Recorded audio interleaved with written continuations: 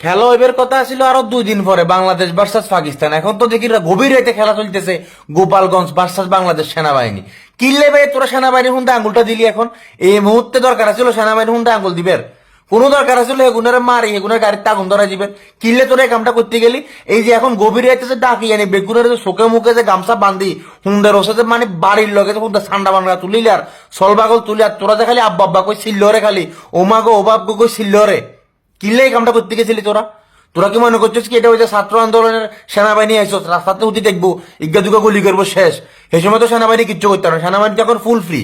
এই যে আজকে যে সানডে, আমার তো ডিপজলের ডায়লগ মনে হয়ে গেল কই, ওই যে সানডে মানডে ক্লোজ করে দিব। তোর ঘরে তো আজকে সানডে মানডে সানডেতেই ক্লোজ করে দিব, মানডেতে আর জান লাগতো না। যে পরিমাণ মারামারি দেখিয়ে টসে যেতে অলরেডি ব্যাটিং চলতেছে, T20 ব্যাটিং। কখন মানে এই ম্যাচের ভিতরে কোনো ডট বল হইতো না ভাইয়া। বাংলাদেশের ওপেনার লিটন দাসও এই ম্যাচে নাই, বাংলাদেশের ওপেনার তামিম ইকবালও এই ম্যাচে নাই, কোনো ডট বল হবে না। এখানে সবাই সেনাবাহিনী। ফতি বলে খালি সাইরাস ছক্কা, ফতি বলে 60 ছক্কা, ফতি বলে ম্যাচ চলবো, আর ফতি বলে খালি আওয়াজ উনিয়ের খালি আব্বা আব্বা কই। মানে এই ফেসবুকের নিউজ ফিডে ঢুকার পরে ভিডিও স্ক্রল করলে খাইলে গোপালগঞ্জের ভিডিও এর খালি খালি মায়ের উপরে মায়ের চলে। কেউরে রাস্তার লগে থিয়াই মারের সুন্দর হচ্ছে, কেউরে রুমের ভিতরে লই যায় মারের, কেউরে সজুতা দি মারের। কিল্লে এই কামটা করতে গেছিলি তোরা পালার ভিত্তে? হেগুনের কাম করতে দিলে কি তো তোরা তোকে আন্দোলন করবি? আরেকটু পরে করতি, আরেকটু পরে চিন্তা ভাবনা করে করতি। সেনাবাহিনীর লগে ফাঙ্গা নেওয়ার কি দরকার ছিল? কি দরকারটা ছিল এগুলো ফোনতে আঙ্গুল দিয়ে নিজের ফোনতে বাস ঢুকাই দিবার লাই? এগুলো ফোনতে দিছো তাঙ্গুল নিজের ফোনতে বাস ঢুকের আব্বা আব্বা কইছে সিল্লরে খালি চিন্তা করছ। হ্যাঁ, কি দরকার আসলে এই সময় আসি?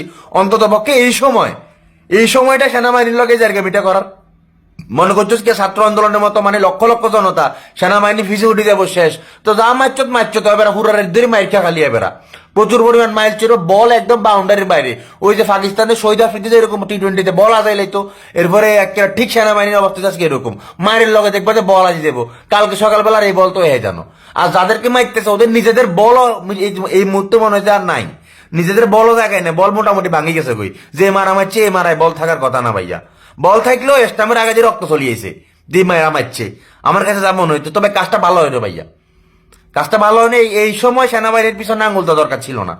আর আমাদের পাশের দেশ ভারতের ভাইয়ারা, ওনাদের মিডিয়া তো মোটামুটি মনে করো যে হকার। এদের এটা তো মিডিয়া বলা যায় না, এরা তো খালি আগ করে এনে ছাই থাকে কোন সময় কি হয় কোন সময় কি না হয়। একটু কালকে সকালবেলা দেখবেন যে হ্যাঁ তারা মানে খবর প্রচার করে দিচ্ছে বাংলাদেশের সাথে সেনাবাহিনী সংঘর্ষ হইতেও পারে। এদের বা এদের ভরসা নাই, এদের বিশ্বাস নাই, যে কোনো সময় যে কোনো নিউজ এরা প্রচার করে ফেলতে পারে। এরা অলরেডি প্রচার করে ফেলছে আমরা নাকি 1000 মন্দির ভাঙি ফেলছি। এরা প্রচার করে ফেলছে আমরা 1000 মা বোনেরে, মানে এটা আসলে বলা উচিত না, আসলে এরা প্রচার করে ফেলছে অলরেডি। হ্যাঁ, তাহলে চিন্তা করেন ইন্ডিয়ান মিডিয়াম গুলা, ইন্ডিয়ার যে মিডিয়া গুলা এগুলা ভাইয়া বয়কট করে দিত। পাকিস্তানের মানে বাংলাদেশে যেরকম মনে করো যে ভাই পিস টিভি বাদ করে দিছিল না, ইন্ডিয়া মিডিয়া গুলা বাংলাদেশ থেকে বাদ করে দিতে হইব। নাহলে বাংলাদেশের এত সমস্যা হলো ইন্ডিয়া মাথা কামানোর দরকার নেই তো।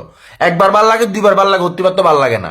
তো ভাই যাই করছো ভাই সেনাবাহিনীর লোক আমরা বালা করানো হুনারের ধরে কি করবা মায়ের কেউ আর বাবা বলো নিজের বাপের যত তোমার বাপ ডাক তোমার সেনাবাহিনীর যে বাপ ডাক করে দেখি খুব খারাপ লাগলো। যে আসলে মারার যে খারাপ লাগে আমার মানে চিন্তা করি যে কিলা তোরা এমন হুন্দা আঙ্গুল দি নিজের হুন্দা তোরা বরফ বাস ঢুকারি এখন দেখ ওরা ধরে মাইর খা আর কি এবার আন্ডা ঘুম যাই তোরা মাইর খা আর কি। সানডে মানডে ক্লোজ হয়ে যাবো, মানডেতে আর জন লাগতো না। ঠিক আছে, ভালো থাক।